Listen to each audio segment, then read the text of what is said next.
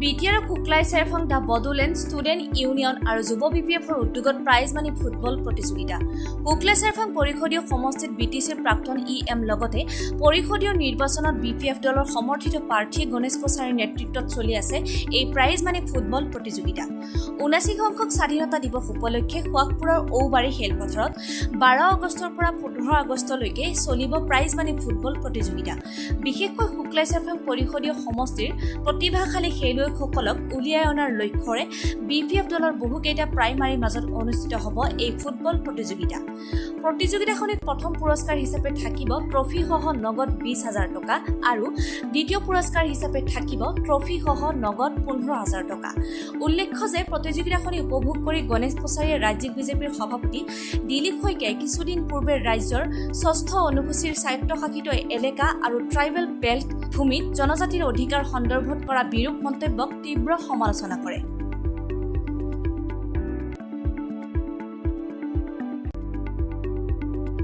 আমি কুকলাই চেৰফাং block committee youth BPF আৰু BSCৰ উদ্যোগত প্ৰথম বাৰ্ষিক আমি ইণ্ডিপেণ্ডেন্স মানে কাপ ফুটবল কম্পিটিশ্যন যোৱা ১২ তাৰিখৰ পৰা ১৫ তাৰিখলৈ আমি সেই খেলাটো চলাইছোঁ আৰু ইয়াৰে আজি ছেমিফাইনেল দ্বিতীয় ছেমিফাইনেল এতিয়া খেলি আছে।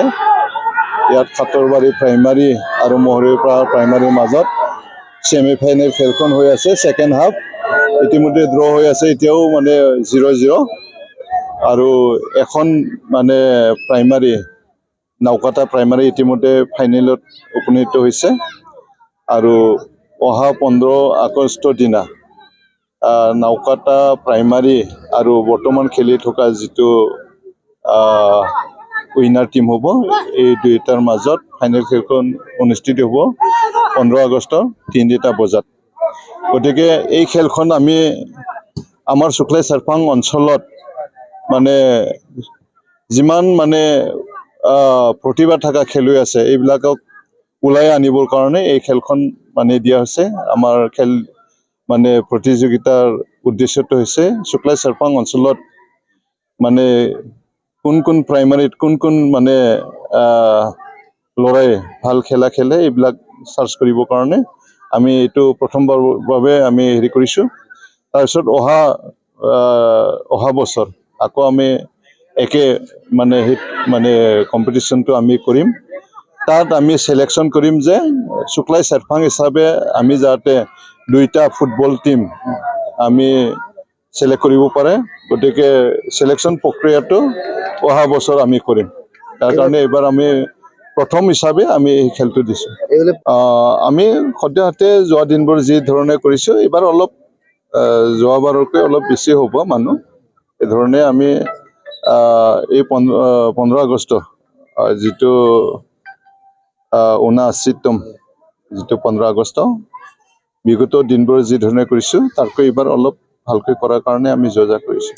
দিলীপ শইকীয়া ডাঙৰীয়াই সংবিধানৰ কথা জানে না নাজানেও, আজি যদি ট্ৰাইবেলসকলক ট্ৰাইবেল বেল্ট এণ্ড ব্লক এই গঠন কৰি দিয়াটো লোকপ্ৰিয় গোপীনাথ বৰদলৈ ডাঙৰীয়াই যেতিয়া আমাৰ অসমৰ মুখ্যমন্ত্ৰী আছিল, তেতিয়া মানে প্ৰাইম মিনিষ্টাৰ বুলি কোৱা আছিল, প্ৰধানমন্ত্ৰী আছিল। সেই সময়ত ট্ৰাইবেল নিৰীহ মানে বুদ্ধি নথকা ট্ৰাইবেলসকলৰ মাটিবিলাক যাতে অন্য ব্যক্তিয়ে যাতে কিনি পেলাই মানে লৈ যাব নোৱাৰে, ইয়াক মানে ৰক্ষণা দিবৰ কাৰণে মাটি ট্ৰাইবেলসকলক ট্ৰাইবেল বেল্ট এণ্ড ব্লক মানে এইটো গঠন কৰি দিয়া হৈছিলে। তাৰপিছত ২০০৩ চনৰ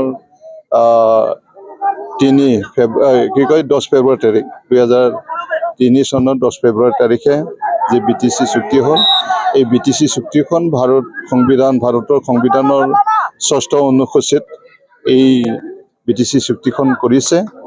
ইয়াত ট্ৰাইবেল বিলাকক ৰক্ষণাবেক্ষণ দিয়া ইয়াতো আছে। গতিকে আজি ভাৰতৰ সংবিধানে আমাক যি মানে দিছে ট্ৰাইবেলসকলক, এইখিনি আজি ট্ৰাইবেলসকলে উপভোগ কৰি আছে। আৰু তাত মানে দিলীপ শইকীয়া ডাঙৰীয়াই যি কথা কৈছে এইটো বেয়া হৈছে।